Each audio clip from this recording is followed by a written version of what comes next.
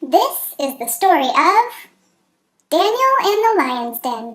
Darius, the king during that time, decided that he didn't want all of the responsibility of running a kingdom. So he appointed 120 governors to take care of all the parts of his region for him. All these men reported to the 3 administrators. These guys made sure that everyone followed the rules. Daniel was one of the big jefes. He was an exceptional man. Totally outclassed the other 2 guys. King Darius only found it right that Daniel be his number 1.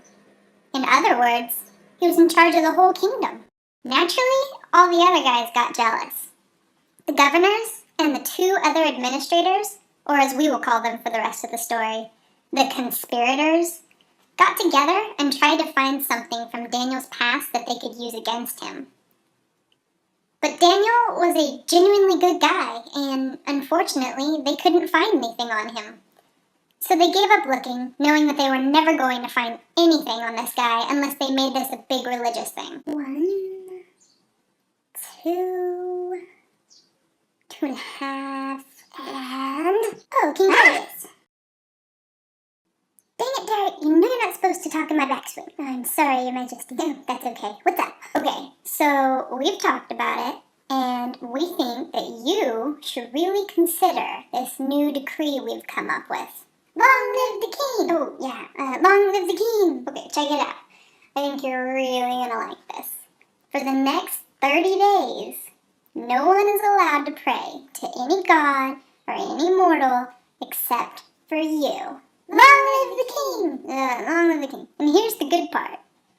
Anyone who disobeys will be thrown into, pause for effect, the lion's den! Grrr!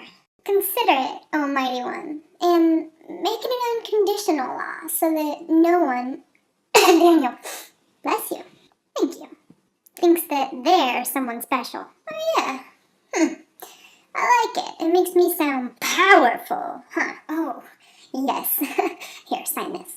When Daniel found out about this new law, he ignored it, and he kept praying to God like usual. 3 times a day, he thanked and praised the Lord. The conspirators found him praying and ran straight to the king.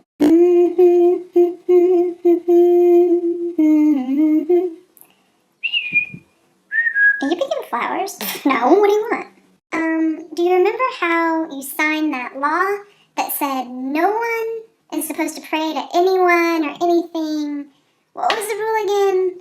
Oh yeah, if you get caught, you'll be thrown into the lion's den. No! Oh yes, most definitely. Written in stone. Ain't no going back on that one. Daniel's praying. It's true, we saw him. He does it 3 times a day. Daniel? I'll deal with this in a little bit. I have many king things to do.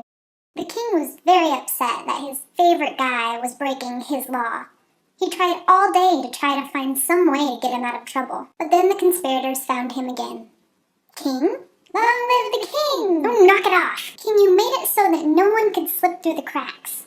What will people think of you when they hear that you let someone get away with this? That cracked the king.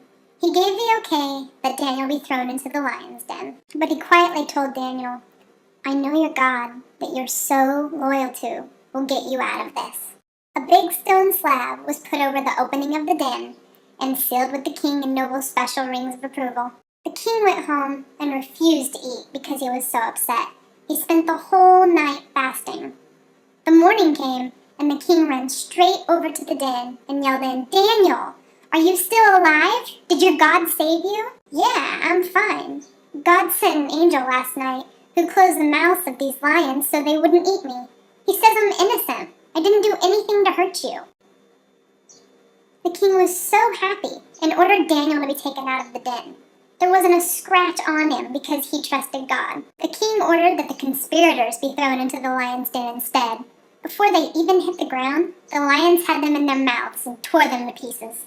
Nom, nom, nom. The king made a new law that from now on everyone in the kingdom was to worship the God that Daniel worships. The end.